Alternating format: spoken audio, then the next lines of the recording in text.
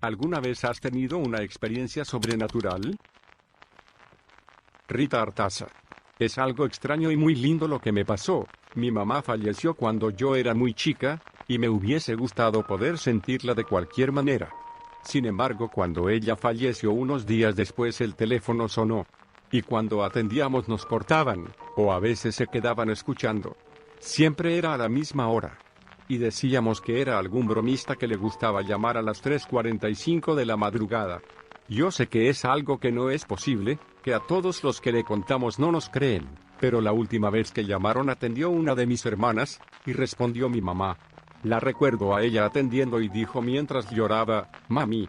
Y todos nos levantamos, prendimos la luz, y nos quedamos al lado de ella sin poder movernos. No escuchamos nada, solo seguíamos la conversación corta que ella tuvo hasta que cortó. Ella dijo que mi mamá le dijo que estaba bien, que estaba con su mamá a quien extrañaba muchísimo, y que no quería que estuviéramos tristes, y que el día en que nos llegara la hora, ella nos iba a ir a buscar, que no nos fuéramos con nadie más. Mi hermana dijo que escuchaba muchas voces, como si todos hablaran al mismo tiempo, y que la voz de mi mamá era la más clara, pero se escuchaba como si estuviera lejos. Nunca más sonó el teléfono después de eso, nunca más. Y yo de adulta supe que mi mamá había muerto en ese horario. Eso es algo extraño. Mi hermana, la que atendió después, se durmió, el resto nos quedamos toda la noche despiertos. Un año después de eso, pasaron cosas extrañas en la casa, pero ninguna linda como la de mamá. Y por esas otras cosas mi hermana mayor tuvo que recurrir a una mujer para que hiciera una limpieza en la casa, porque yo me estaba volviendo loca. Yo tenía 12 años, que sea que había en la casa, me atacaba más. Sentía que me llamaban. En una ocasión, que fue la primera vez que vi algo, vi a una mujer que desapareció en un ropero que había en la pieza de mi hermano. O me tocaban el hombro, y cuando giraba, no había nadie. A ninguna de esas situaciones les encontré respuestas, pero intenté hacerlo. La mujer que hizo la limpieza le dijo a mi hermana que yo era medium, persona a la que se considera dotada de facultades mentales paranormales, que le permiten comunicarse con los espíritus del más allá. A los 16 años yo tenía que elegir si quería seguir viviendo eso. Y con lo miedosa que soy decidí que no, pero aún así he seguido teniendo experiencias que para mí no son agradables. Y de las cuales me he llevado grandes sustos. No como en la película de Sexto Sentido, ni ninguna de esas. La última experiencia rara que tuve fue que grabé una canción y cuando la escuché se escuchó claramente a una mujer decir mi nombre. Ese día yo estaba sola con mi hijo, y mi hijo en ese momento estaba en otra habitación. El susto que me pegó cuando escuché el audio. Tamara de Salvo. Sí, fue hace un año o un poco más. No soy buena con las fechas. Tampoco sé si califica como una experiencia sobrenatural, pero para mí fue muy extraña. Era ya tarde, quizás las 6 y estaba oscuro. En casa estaba mi hermana mayor y 3 amigos más, 2 de ellos novios.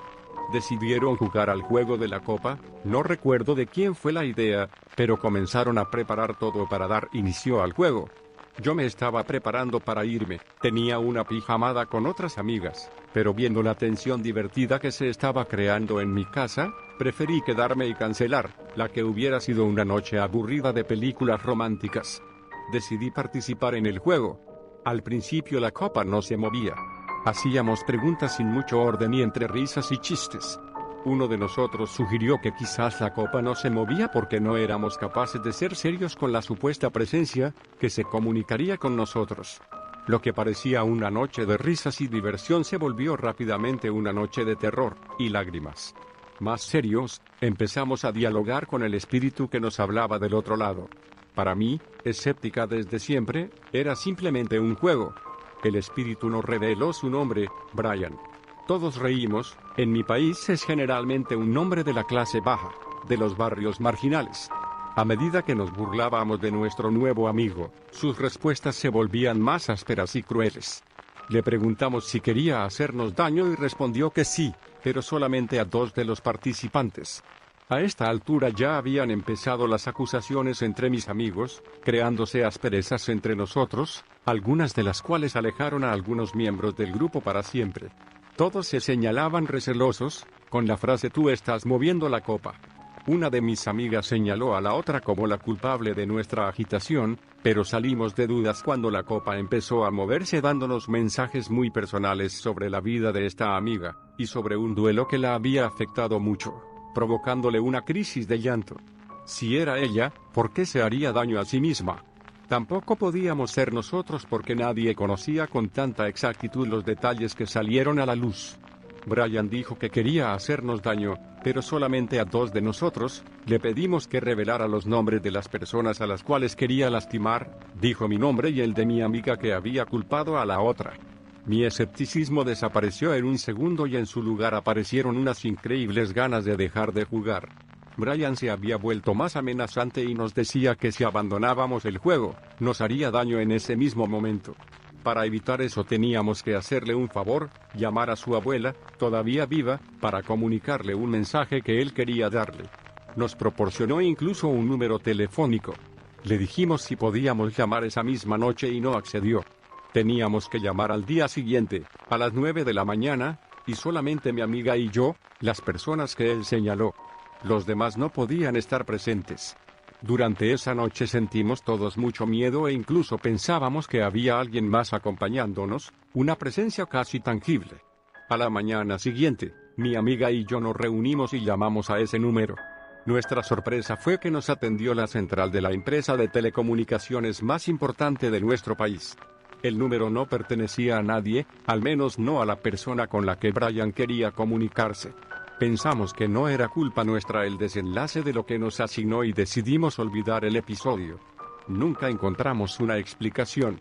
En los días posteriores intenté buscar explicaciones científicas a lo que ocurrió esa noche. Para mí era solo una potente sugestión colectiva. Mis amigos no se convencieron.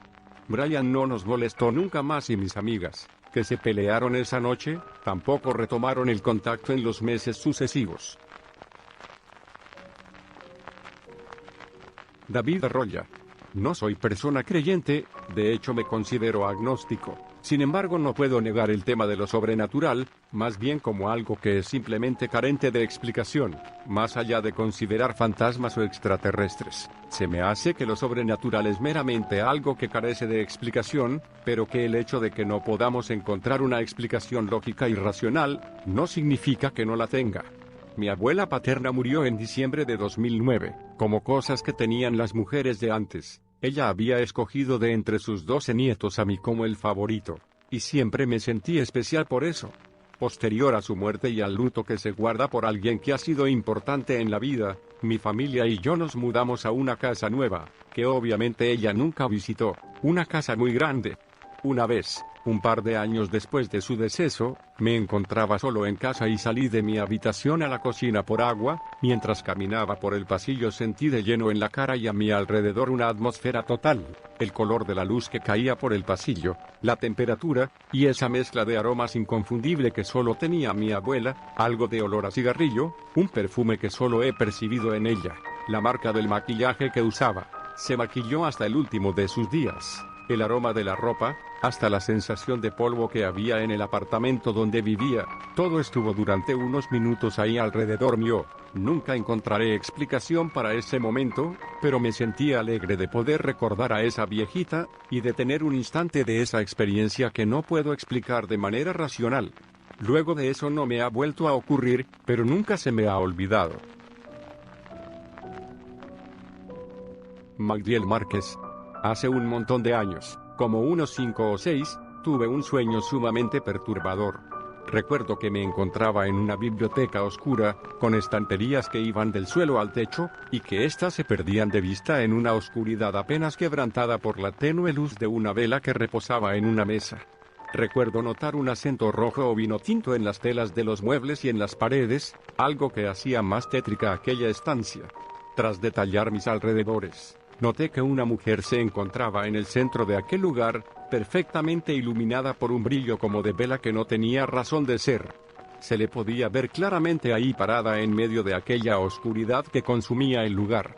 En brazos sostenía un bebé, al cual de inmediato identifiqué como al anticristo, por motivos de mera asociación, supongo. Comencé a vociferar que yo no le tenía miedo al diablo, y le decía que se fuera. Fue cuando comencé a decir Ave María Purísima que mis ojos se abrieron. Me sentí presionado contra la cama y en el oído escuché la voz áspera de un hombre quien me decía, sin pecado original concebida: ya déjame en paz. Recuerdo que me presioné fuerte contra la cama, mi vista estaba clara, como si fuera de día, y podía ver el detalle de las piedras que adornaban la pared que estaba a mi lado izquierdo de la cama. Cuando la voz cesó, pude moverme, pero mi cuerpo estaba entumecido de terror. ¿Había sido real aquello? ¿De verdad me habían hablado al oído aquella madrugada? Hasta el día de hoy sigo creyendo que así fue, aunque muy probablemente se haya tratado de un simple caso de parálisis del sueño. Lo que decidas creer, ya quedará de ti. Andrés Rebolledo. Soy una persona muy inquieta, curiosa e investigativa. Existen fenómenos que solo Dios sabe, pero que no tienen una explicación científica. En una ocasión visité a un señor botánico que utilizaba un libro, llamado El Iris, que trataba de cómo conocer qué enfermedad tiene una persona, mirando la orina de hombre o mujer. Esto está relacionado con la medicina homeopatía. El amigo botánico me prestó el libro, me llevé el libro para la casa, sin imaginar los acontecimientos que sucedieron después. Primer suceso, me encontraba sentado en la sala. Al frente estaba una silla mecedora. De repente la silla empezó a mecerse sola. La puerta que da a la calle estaba cerrada, no podía ser el aire, porque en el instante no está entrando brisa a la sala. Segundo suceso, me acosté temprano, y cuando me acomodé, echándome la cobija encima, escuché una voz cerca que me dijo: ajá, ¿y cómo estamos? Un poco nervioso me levanté de la cama y pensé que serían los nervios. Tercer caso, al día siguiente en horas de la tarde, me acosté para leer un poco el libro que me prestó el botánico, y vi una luz frente a la ventana. Un olor nauseabundo mezclado con azufre invadió la habitación. Lo que pensé enseguida fue orar a Dios, suplicándole que yo lo invocaba a él, que no quería ninguna relación con fuerzas malignas. Cuando hacia mis oraciones el olor se fue retirando y entró otro olor que me sorprendió, como si me hubiesen trasladado a un jardín con unos aromas y fragancias de flores, tan placenteros. Después de hermosos minutos el olor se retiró. La primera idea que tuve en mi mente, como si Dios me dijera devuelve ese libro, fui a donde el botánico y le entregué el libro. Desde ese día pude comprobar que la homeopatía se relaciona con fuerzas malignas. Vicente Gerardo. Soy ingeniero de control y en 1992 me encontraba en la bella ciudad de Morelia, Michoacán, hospedado en un hotel, entonces llamado Calinda, así estaba escrito. Me encontraba allí, acompañado de mi esposa y de mi hijo, entonces de 3 años, porque estaba poniendo en servicio una máquina secadora pulpa en una papelera. Recuerdo que era la madrugada del sábado 12 de septiembre, lo recuerdo bien porque ese día es mi aniversario de matrimonio. Más me vale, había en la habitación 2 camas gemelas y en una dormía mi esposa y en la otra me encontraba yo dormido sentado, abrazando a mi hijo. Desperté en medio de la madrugada y sentado en mi cama, como si me observara directo en la cara. Vi un ser cuya silueta correspondía a la de un hombre, su cuerpo resplandecía de un blanco azulado. Al tratar de incorporarme solo atiné a decir ¿qué? ¿Quién?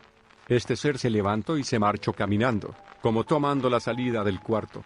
Ya en la tarde de ese día invité a comer a mi esposa, por el asunto de nuestro aniversario, y después de un obligado brindis con un tequila de por medio, me animé a comentarle a mi esposa que si no había percibido algo extraño durante la noche. Ella me contestó: si te refieres a la figura blanca que estaba sentada en tu cama observándote, yo la estaba viendo desde mucho antes. Sobra decir que esa noche la pasamos casi en vigilia.